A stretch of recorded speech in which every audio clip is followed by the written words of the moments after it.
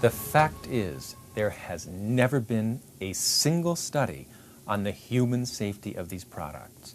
Any implications to the contrary is a pure fabrication. Make the corporate apologists produce a single study, and they cannot. The important point is this: among scientists, the scientific community is deeply divided as to whether these foods are safe or not. So the burden of proof is on industry. And so far, the corporations have failed to demonstrate the safety of these foods on humans through a single study. Can I assure consumers that that scientifically the benefits of genetically modified foods outweigh the risks? And I mean, I can't. How that plays out in society and in the global world that we live in, who knows? I mean, you can point to many examples in the past of science run amok.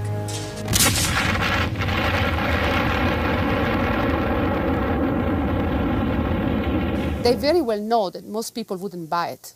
That's the reason why they refuse to put a label on it, and they just want a label that says it may contain genetically modified food. We don't want that. We want something that tells us it does not contain genetically modified food. It never got in touch with genetically modified elements through the process of production. Well, Europeans basically are ahead of Americans in the sense that they decided several years ago that they didn't want anything genetically altered in their food supply. And we've seen very significant protests in the United Kingdom, in France, increasingly in Germany and other parts of Europe. I think we need to look at the history of Monsanto to see what they have to contribute. They were the big producers of DDT in the United States, which turned out to be a mistake. Producers of Agent Orange, the defoliant used in Vietnam, which the Vietnamese people are still paying a price for in births of deformed babies and so on. Producers of BST additive in milk in America, which has caused so much controversy. And now they're producing a soybean, which they tell us is safe. And looking at their record, I'm not convinced. From science and politics to culinary culture and food safety, the issues that surround genetically engineered food affect everyone. When scientists are radically divided and many governments are failing in the arena of food safety, people around the world want to be more informed to understand the issues. People want assurance that the food they're eating is safe. What is this new DNA-altering technology? Genetic modification, that is the changing of the information that's inside of our cells. That information tells our bodies what to do. It says whether we have curly hair or straight hair, blue eyes or green eyes. All of that information is contained inside of the cell. Over thousands of years, farmers and growers have been in the process of changing the genetic information within certain crop varieties. Hybridization, a process of crossbreeding plant varieties to improve on favorable characteristics, has produced foods like larger yielding tomatoes, hardy wheat stock, and the seedless grape. So for example, corn, which is this gigantic ear now, originally looked more like a stalk of rice. And it had very hard kernels, and it wasn't very productive.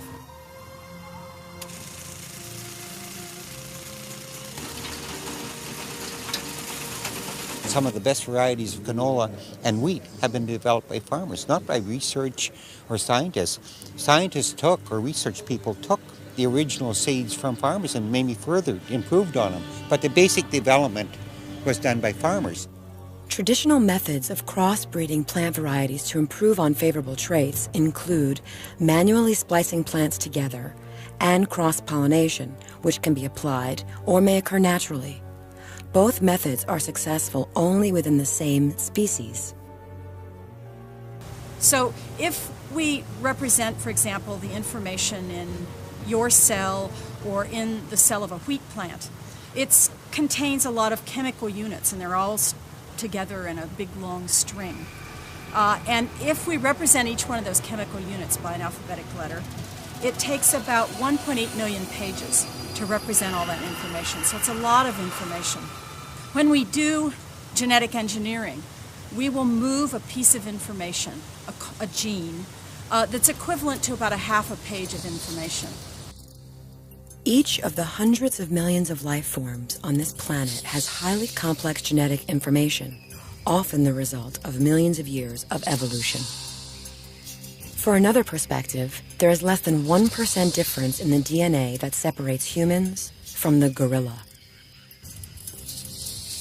Genetic engineers can now mix genes in a variety of different organisms. Some genetic experiments so far have explored mouse genes in potatoes, cow genes in soy and sugarcane, and even human genes in corn, potatoes, and rice. Genetic engineering is a radical technology that allows us to take bits of DNA and genetic traits from insects, bacteria, viruses, even humans, and bring those into our food crops. Why? Because if you can teach a tomato, for example, to produce enough flounder blood, that tomato becomes frost resistant and hence more profitable. But a fabulous application of human technology, unless you're allergic to fish or your children are allergic to fish. And we use something called a bombardment gun. It uses very small particles, very, very tiny. We coat that particle with DNA, and then we propel it at very fast speeds down a barrel, about 600 miles an hour. And some of those beads actually end up inside of a cell. And when they do, then the DNA uncoats from that bead or that bullet, and it then migrates and becomes then a heritable part. Scientists are seriously divided over this new technology. For some, like Dr. Peggy Lameau, the potential benefits that genetic engineering promises will allow science to improve on nature from the human perspective. One genetic application currently in our food is a corn plant with its own built-in pesticide. Farmers were told certain things. They were told by Monsanto, they went to a special invited meeting, that you'd have a bigger yielder, more nutritious, and most of all, less chemicals. And that really caught the eye of farmers because a lot of farmers are very concerned with the amount of chemicals we're using. If through genetic engineering we can take that Bt gene and splice it into our corn, then our corn will produce enough built-in pesticide to make it deadly toxic to insects. And that's what we've done. Bt corn is so deadly toxic to insects that even the finest film from Bt corn kills the monarch butterfly. My concern is, what is the effect on us of eating corn with its own built-in pesticides? The problem is nobody knows. Bacillus thuringiensis, better known as Bt, is a naturally occurring bacterium that can be found in most natural soil samples. Organic farmers have used it for years as an insect spray because when Bt exists outside the plant, it is soon broken down by the sun and is known to be harmless to humans. It is true that under circumstances of heavy pest attack, because the crop plant contains an insecticide, it's possible in the short term for farmers to make less applications of insecticide. But the key word is short term, because it's been shown that when the insecticide is present in the whole plant all of the time, insects develop resistance to it much more rapidly than they would under other circumstances. By bringing Bt into corn, it's only a matter of time before pests become Bt resistant. And the moment pests become resistant to Bt, farmers and organic farmers will have lost one of their most effective pesticides, natural pesticides against pests, and that is Bt. So we're tipping nature out of balance. We're using natural pesticides where they are unnatural. And certainly over time, just as with antibiotics, we're going to develop drug-resistant pests. This has been a hallmark of agriculture from the very beginning. You know, we have an herbicide or we have an insecticide, we overuse it, and voila, you know, it's not useful anymore. Do I think it's going to happen in this instance? Yes, I do. Do I know when? No. If we have plants containing Bt insecticide and after the harvest they're decaying in the soil, they continue to release that insecticide into the soil where they can interfere with natural microorganisms that play a key role in maintaining soil fertility. So there's a lot of unknowns with these insecticide-containing plants. A more immediate concern to consumers is just what effect eating corn with a built-in pesticide will have on people. The problem is nobody knows. There is no human safety testing that has ever been done on Bt corn or any other GE food, so we, the consumers, are being used as guinea pigs in this biotech nutritional experiment. Perhaps the greatest claim of the biotech food corporations to date is that the new genetic technologies will end world hunger. By creating superfoods like golden rice, which is a rice enhanced with vitamin A for added nutrition, they claim the GM food creations will wipe out hunger. Other genetically engineered crops known as functional foods will be engineered with built-in vaccines, vitamins, and other supplements for human health and nutrition. They will be, enhancements in human nutrition, animal nutrition. They will be, new and different approaches for disease, of course. But stress tolerance, building plants that can grow in high salt areas or that can grow in cold areas or in, very wet areas, all kinds of stresses. Plants that have higher yields, plants that utilize less fertilizer. A lot of this is aimed toward making the same amount of food while impacting the environment no more than we do now, or hopefully less. Farmers are told less chemicals. It caught their eye because we realized that we were just using too much chemicals over the last 50 years. Our water is contaminated, our ground is contaminated with tons and tons of chemicals. And we saw what it was doing to our deer. We'd find dead deer, dead rabbits, dead geese in our fields. And we knew, because farmers, we worked so close with nature, and we knew the damage we were doing to the environment. The most widely used transgenic application is for herbicide tolerance. 75% of genetically modified crops in the year 2000 were engineered to be herbicide resistant. Agrochemical and biotech corporations produce the DNA, the seeds, and the chemical herbicides that are developed and sold as a package. Certain transgenic varieties are designed to self-destruct if not sprayed by a complementary chemical. This is known as Terminator technology. The other areas where I see incredible benefits in the future are using plants to make alternative sources for oil, for example, because plants are our most renewable resource. And what are we going to do when our non-renewable resources are gone? We have to have other ways. So if you can, for example, engineer plants to make industrial oils, to make gasoline substitutes, to make plastics, then it provides a renewable source of these kinds of materials. And these things have been done. They're in various levels of being developed as product. If we consider the crop varieties that are designed to tolerate or be resistant to herbicides, what we're really seeing is the battle between different chemical companies for market share in the herbicide market. Monsanto has its Roundup-ready crops, which tolerate the herbicide Roundup, which is a proprietary product of Monsanto. Novartis has its herbicide-resistant crops, which tolerate the herbicide that Novartis produces, and so on and so forth for each chemical company that now owns seed companies. The idea then is not to reduce pesticide use, but to get one company to capture a larger market share of the pesticide that is used. What does this all mean? It means that Monsanto would have they want complete control of the seed supply. Because with the seed supply, and you buy the seed, they can dictate how much you get, who gets it, how much you pay for it, and especially you have to use their chemical. And every year, if you want to grow it, you have to pay their technology charge of $15 an acre. In the year 2000, 109.2 million acres of genetically engineered crops were grown worldwide.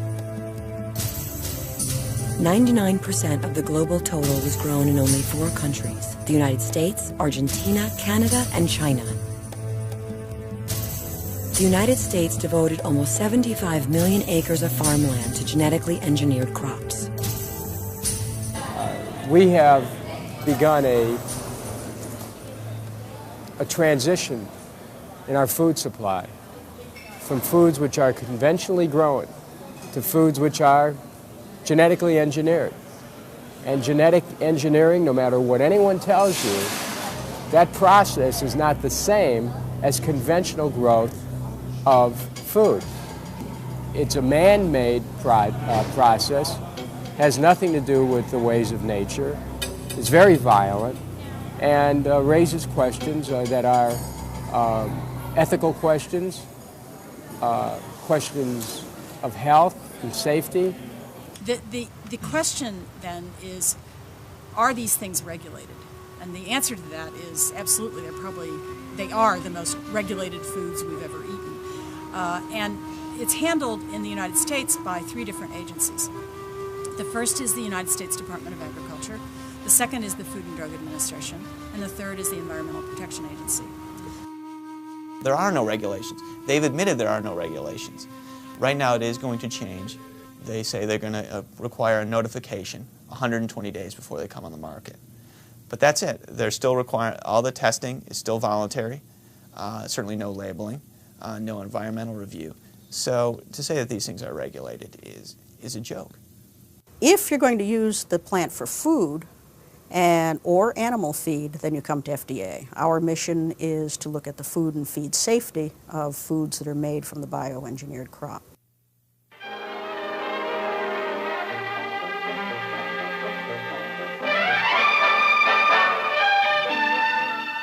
It's also part of FDA's job to see that packaged food contains not only the amount stated on the label, but that the labeling is honest and contains other information that will help the consumer purchase wisely and well. Although there have been moments when she has asked herself, all these extra ingredients, chemicals I can't pronounce, coloring materials, artificial flavoring, what a complicated world we live in, and there's never enough time. If there was ever a moment when the precautionary principle of being exceedingly careful with every step one would take in changing the food supply itself, it is in the area of genetic engineering. It certainly calls for precaution at every step, but the precaution has not been here.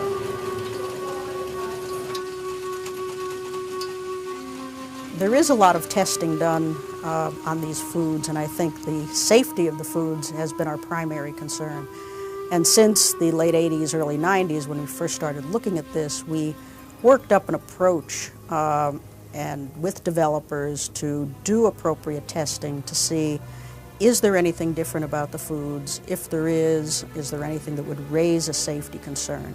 And I think we have been, for all the crops that we have seen, very concerned to be sure that they are as safe as the traditional variety to which they're compared. The health implications of genetically engineered foods are significant. Firstly, the possibility of toxic reactions to foods, like genetically engineered tryptophan, a health food supplement, an amino acid used for sleeping disorders. When that was genetically engineered, it turned out that the tryptophan produced by those genetically engineered bacteria was very toxic, and it claimed many lives and also incapacitated, crippled many hundreds of people. So there's a possibility of toxic reactions, of course, a high probability of allergic reactions when we're taking fish genes or dairy genes or nuts or peanuts and genetically engineering them into foods like broccoli. The FDA does have a voluntary process by which a producer can come forward and provide information, saying this is what we've looked at. These are the tests we've run. We think, there isn't going to be a problem. And the FDA can kind of look through that and decide whether there is an issue or not. It's very interesting to me that the FDA's own staff scientists have warned about unique health hazards of genetically engineered foods. And yet the FDA bureaucrats, who are political appointees, are ignoring the recommendations of their own scientists and are rushing these foods to market.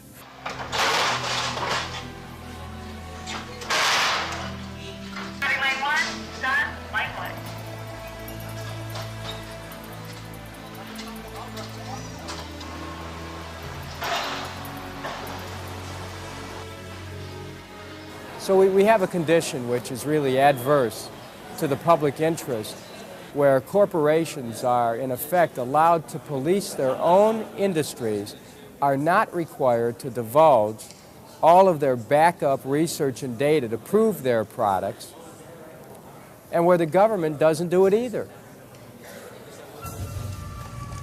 340,908 acres of farmland in the United States in 2000 were planted with Starlink corn, a GM crop with its own built-in Bt pesticide. Although it was not approved for human consumption, the likely allergenic Starlink corn variety found its way into Kraft taco shells and Taco Bell food outlets, as well as another 300 brand-name food products throughout U.S. supermarkets. Kraft, the largest food corporation in America, was forced to recall 2.5 million boxes of the corn tacos, and the biotech industry lost many millions of dollars and a large portion of consumer confidence. The Starlink variety had a variety of the so-called Bt protein, which is a pesticidal protein. EPA, the Environmental Protection Agency, is the responsible party for approving the use of a pesticide in the food. In this particular case, they had given an approval for the use in animal feed, but had not yet approved it in human food, because they were asking for more information to ensure that this protein was not an allergen. And they based this on the good graces of Aventis, and Aventis saying, this is how we are going to make sure that Starlink does not get into the human food chain. They were supposed to have letters to all the farmers who used it. These are specific grain elevators you're supposed to take the corn to, etc. Well, they didn't quite do their job. Farmers had no idea. Elevator operators had no idea. They, the company who was producing it, put in place a system whereby farmers who grew the crop would be selling it for animal feed or for some other industrial uses, but not human food. As we all know, for one reason or another, and I'm not sure that anyone knows exactly how it happened, some of the Starlink crop did wind up in human food. So what's happened is, basically Aventis was, did not do its job. I think it's a glaring example of what happens when you allow self-regulation of an industry. You would think that there would be just a slowing down of the move into genetically engineered foods while these issues are checked out, but that's not happening. It's like push, push, push, market, market, market, sell, sell, sell, and worry about whether it's safe or it hurts the environment tomorrow. That's not a good way to treat the public. Because of all the unknowns, we as farmers demand a suspension of all further environmental releases and government approvals of genetically engineered seeds and agricultural products.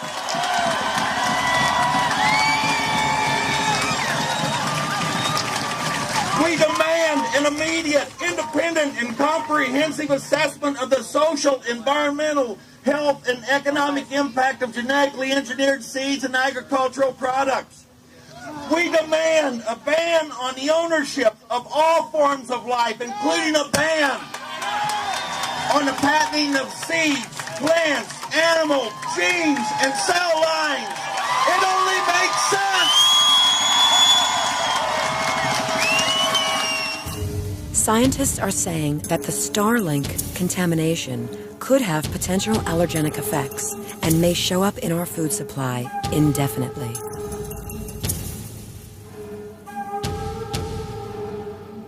While it's possible to isolate genetic material in the laboratory and to examine the effects of these foods on human health, many scientists warn that the threat to the environment is greater still. We can't contain this stuff. These are living organisms. It's not like chemical pollution.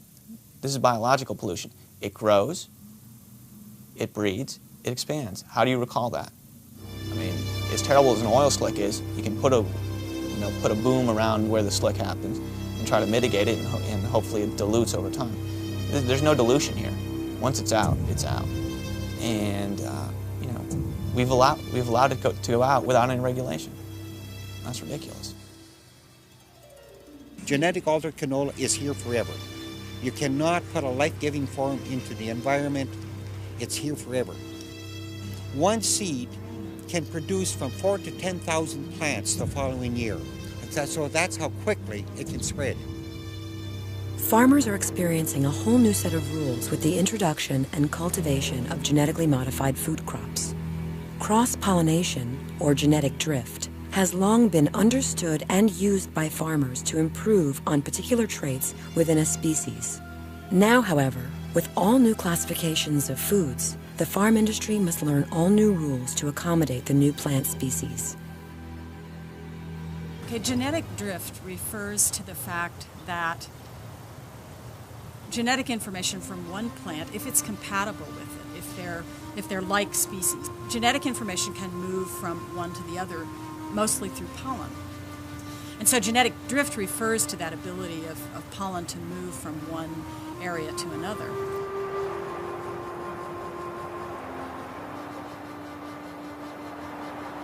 We know that bees travel a mile in any direction from their hive. A mile in any direction from their hive. This is standard science. Okay.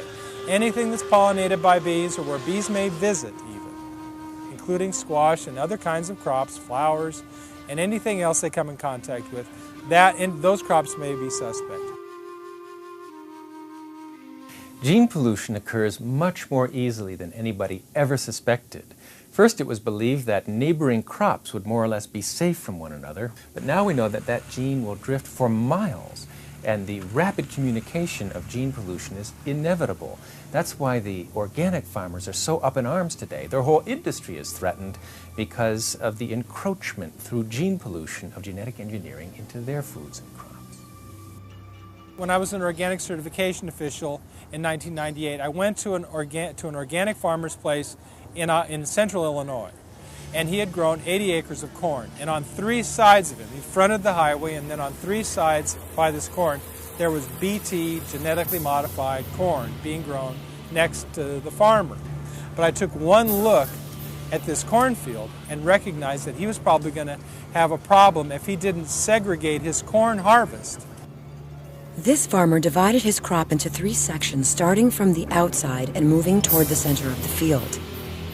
Samples were sent for testing, and the outer rows were contaminated with genetically modified corn.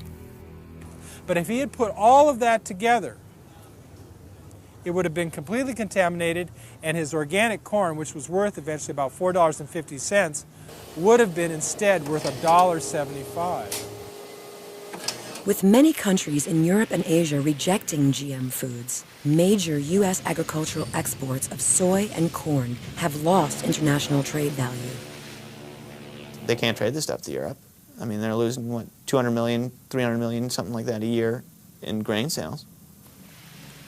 If a farmer was growing genetic altered canola and I was growing conventional canola, when you hauled it to the canola gathering station, it was all mixed together.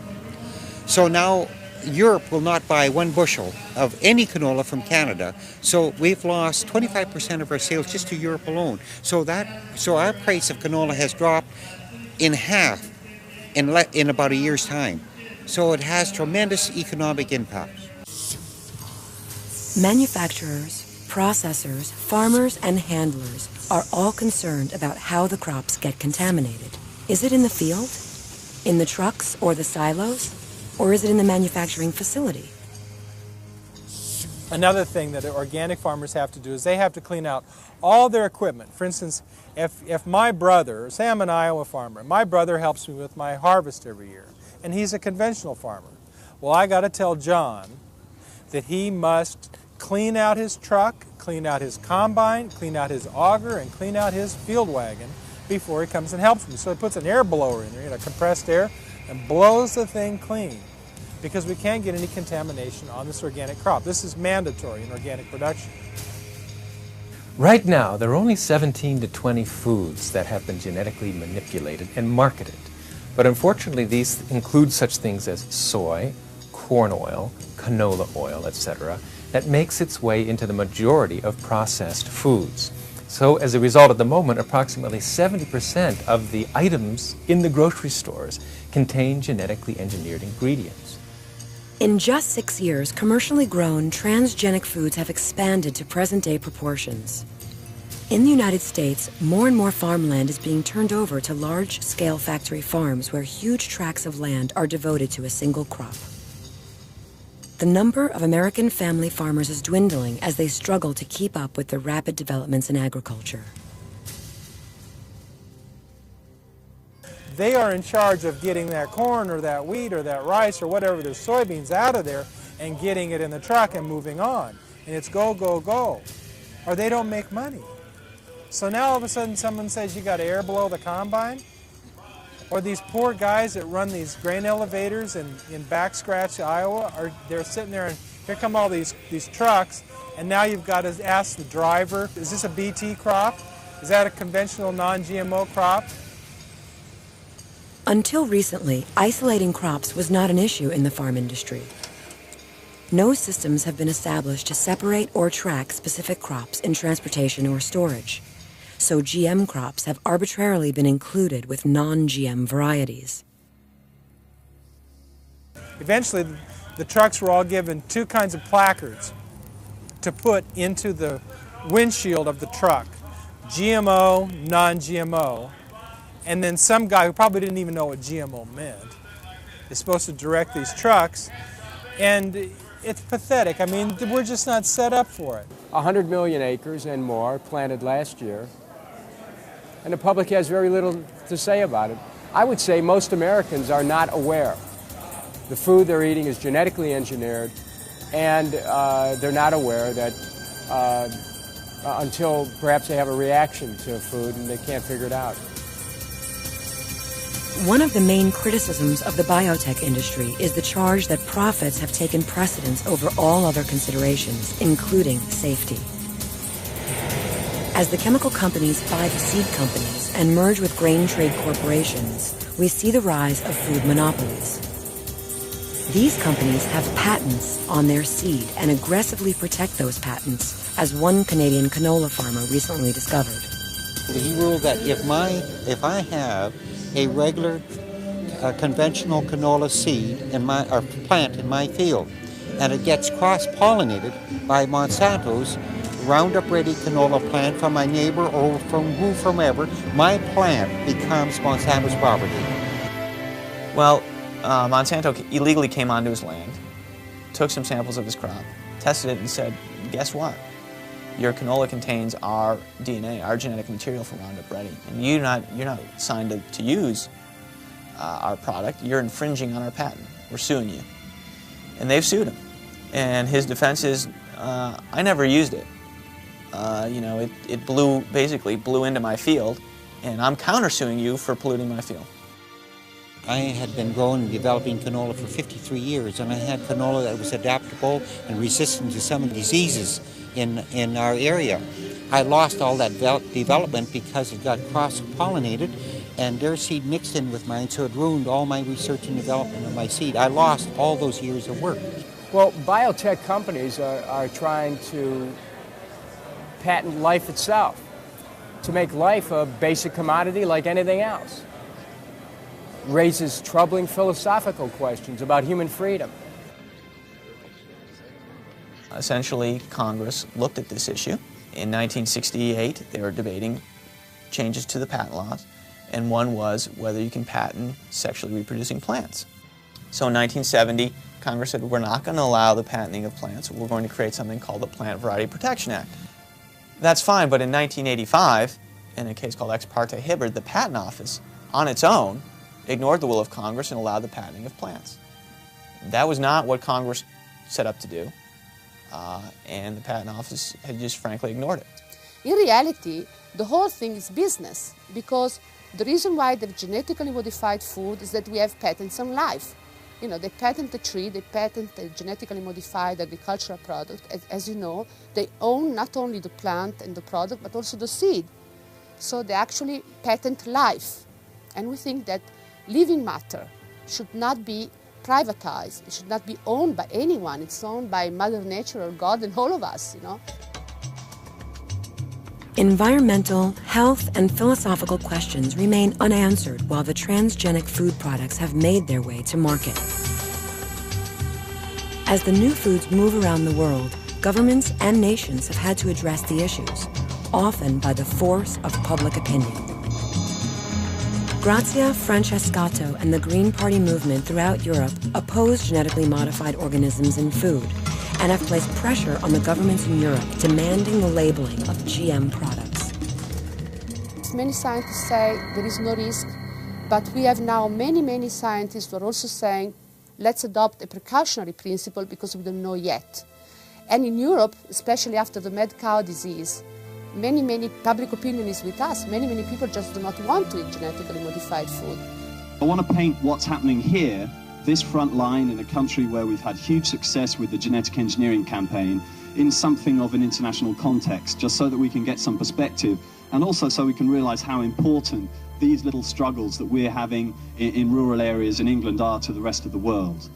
In the United States, the Industry Association there say that they hope that within 5 to 10 years, 90 to 95% of all plant food will be genetically engineered. And they're well on the way to achieving their desired outcome.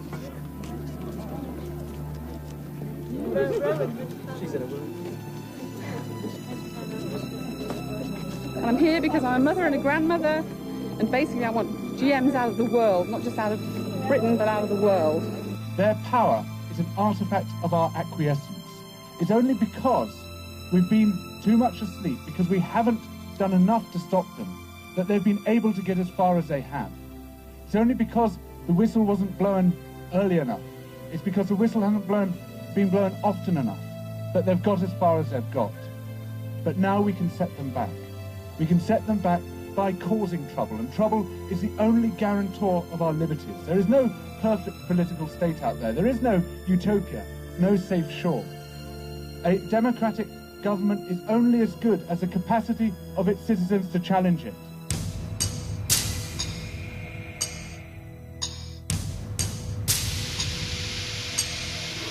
The European Union, along with Japan, Australia, Russia, the Czech Republic, and South Korea, have all passed legislation that will require mandatory labeling of genetically modified foods. It's an identity issue. Our cultural identity is very much linked to food. If you go to Italy, and I hope you do so, you will find out that wherever you go, in every region, there are many different kinds of foods that have been developed through the centuries. They're traditional food. And so they have a specific value. They not only have nutritional value, they have a cultural value. We are deeply rooted in our food, so to speak. There is a greater resistance to GM foods in Europe than there is here, or has been in the United States. And I think the precipitating factor was that there were several food safety scares in Europe. So there was the mad cow disease, and then there was the dioxin contamination. And quite frankly, the governments there really just didn't handle it very well. Food to them is a culture, and they're concerned with what they're eating. Too many people in North America feel that their food comes from a superstar. The only countries that will buy our canola right now are Mexico, the United States, and what's produced in Canada, and to a limited degree in Japan. So why grow it anymore if you cannot sell it? And that's what's happening in the United States with corn and soybeans. Billions of dollars of lost sales because people in the world don't want it. These big multinationals like Monsanto, for instance, they say we need them to, in order to solve the problem of famine in the third world. This is not true at all, because everybody knows that we already have enough food in the world as far as production is concerned. The problem is distribution of this food. And we don't need giant multinational corporations who have no allegiance to any community, no allegiance to any country, except to control them. We don't need them to convert the genetic resources of the world, the seeds of the food, into monopoly patent intellectual property, as they call it.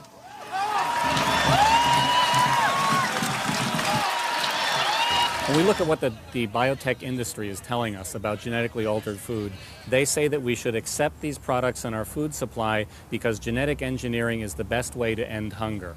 Now, while it's true that hunger is a persistent and growing problem around the world, we have a lot of questions about this argument that genetic engineering is the way to resolve it. As a direct result of widespread public protests, the European Union is currently developing comprehensive laws that will regulate GMOs. The labeling is a very, very important part of the struggle because everybody agrees, even multinationals have to agree, that at least you should have the right to choose.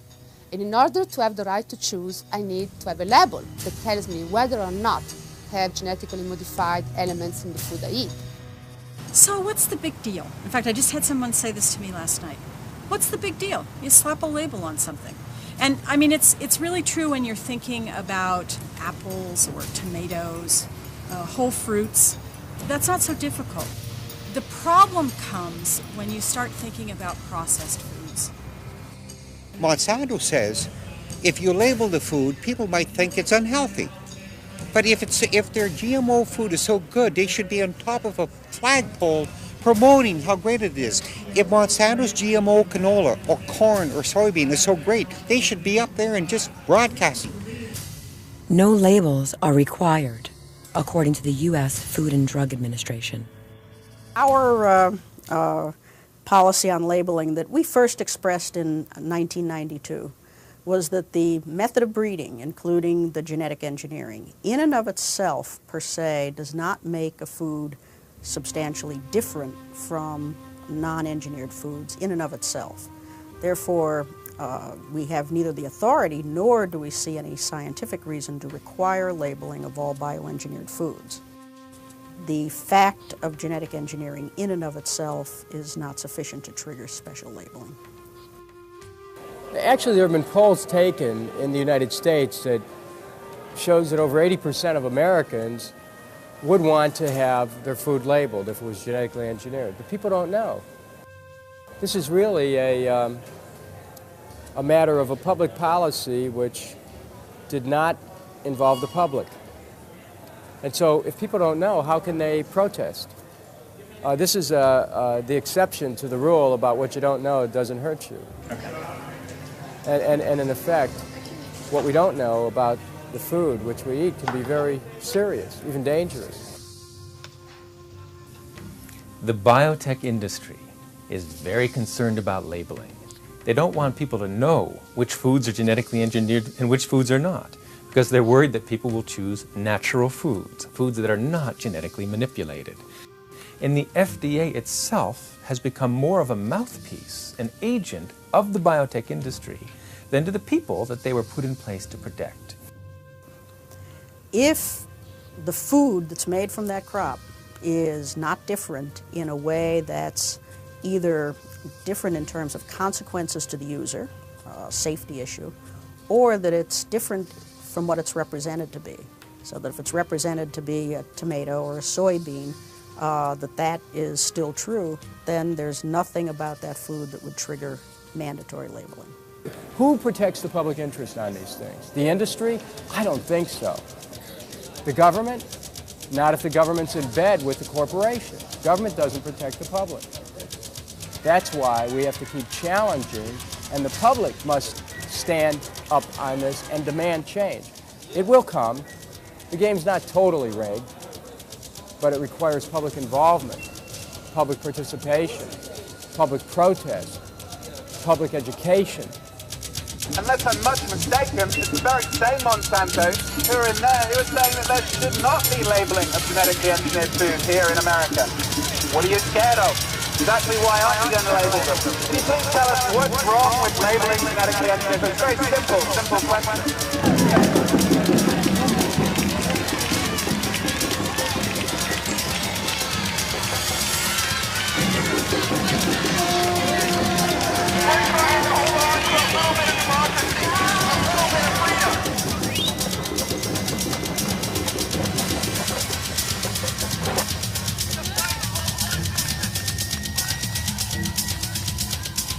Public trust in governments and regulatory agencies has largely determined the acceptance of genetic foods to date. In the United States, where most consumers assume that what appears on the supermarket shelf is safe to eat, resistance to GMOs has been isolated. We really have to look for ways where we take the good elements of all the technologies that are out there. And biotech is just a small one. There are distribution problems, there are farm management problems, there's germplasm issues, all kinds of issues that really have to come together with people thinking about it in productive ways, about how to make our agriculture more sustainable. And the sooner we get to productive dialogue, the better off we're all going to be. If the consumer doesn't buy a product, why will a farmer raise it? Now, farmers are finding that out right now. Really, who's going to stop all of this will not be the farmer, will not be a chemical company, it's going to be the consumer. The alteration of our food supply through the genetic engineering of our food and the consequences it has for safety and health in the environment could become one of the most powerful social, political, and economic issues in the history of this country. That's how powerful it is. The controversy over genetically engineered foods continues to grow as more consumers become aware that GMO products are in the marketplace without what many critics believe, sufficient safety testing. Meanwhile, news headlines like the Starlink corn contamination have put pressure on government regulatory agencies and the corporations using the new technologies to require mandatory labeling of all genetically engineered products. Finally, though, it seems that the future of GM foods will ultimately be decided by the consumer.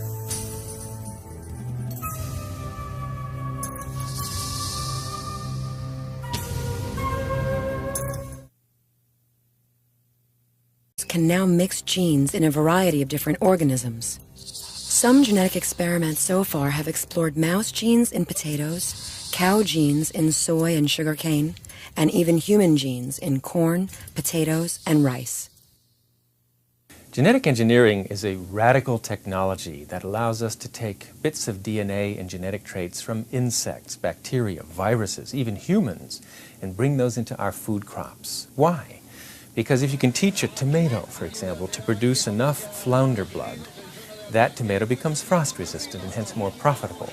But a fabulous application of human technology, unless you're allergic to fish or your children are allergic to fish. And we use something called a bombardment gun. It uses very small particles, very, very tiny. We coat that particle with DNA, and then we propel it at very fast speeds down a barrel, about 600 miles an hour. And some of those beads actually end up inside of a cell. And when they do, then the DNA uncoats from that bead or that bullet, and it then migrates and becomes then a heritable part. Scientists are seriously divided over this new technology. Scientists took, or research people took, the original seeds from farmers and maybe further improved on them. But the basic development was done by farmers. Traditional methods of crossbreeding plant varieties to improve on favorable traits include manually splicing plants together and cross-pollination, which can be applied or may occur naturally. Both methods are successful only within the same species. So if we represent, for example, the information in your cell or in the cell of a wheat plant, it contains a lot of chemical units, and they're all together in a big long string. And if we represent each one of those chemical units by an alphabetic letter, it takes about 1.8 million pages to represent all that information. So it's a lot of information. When we do genetic engineering, we will move a piece of information, a gene, that's equivalent to about a half a page of information. Each of the hundreds of millions of life forms on this planet has highly complex genetic information, often the result of millions of years of evolution. For another perspective, there is less than 1% difference in the DNA that separates humans from the gorilla. Genetic engineers... Most people wouldn't buy it.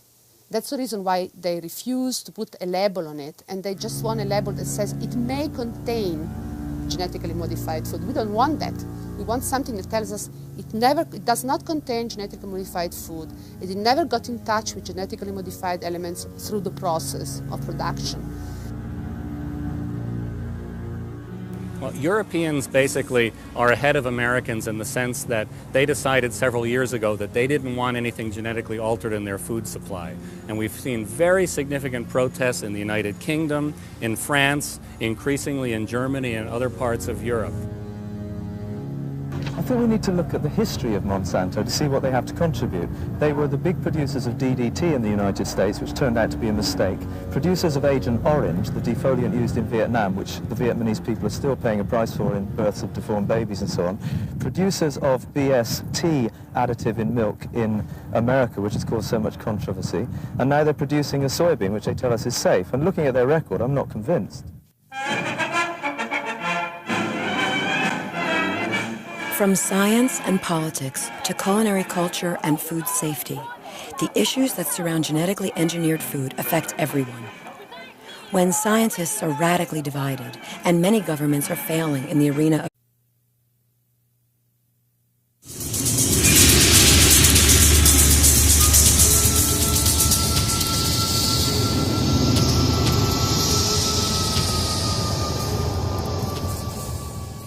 The fact is, there has never been a single study on the human safety of these products.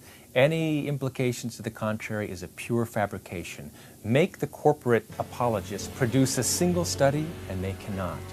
The important point is this. Among scientists, the scientific community is deeply divided as to whether these foods are safe or not. So the burden of proof is on industry.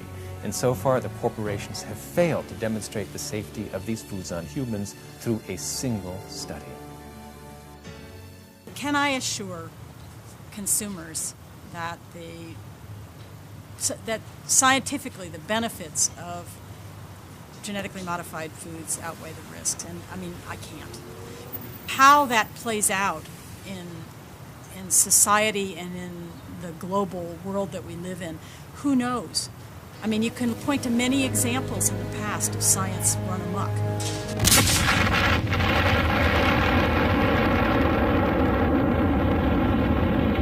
They very well know that food safety.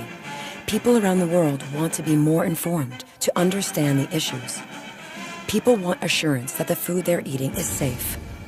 What is this new DNA-altering technology? Genetic modification, that is the changing of the information that's inside of our cells. That information tells our bodies what to do. It says whether we have curly hair or straight hair, blue eyes or green eyes.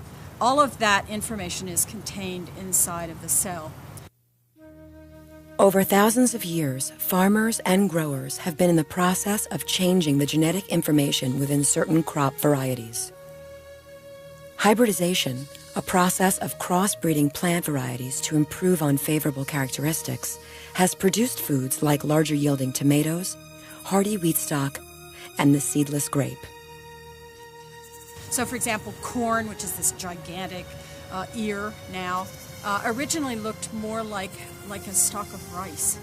And it had very hard kernels, and it wasn't very productive.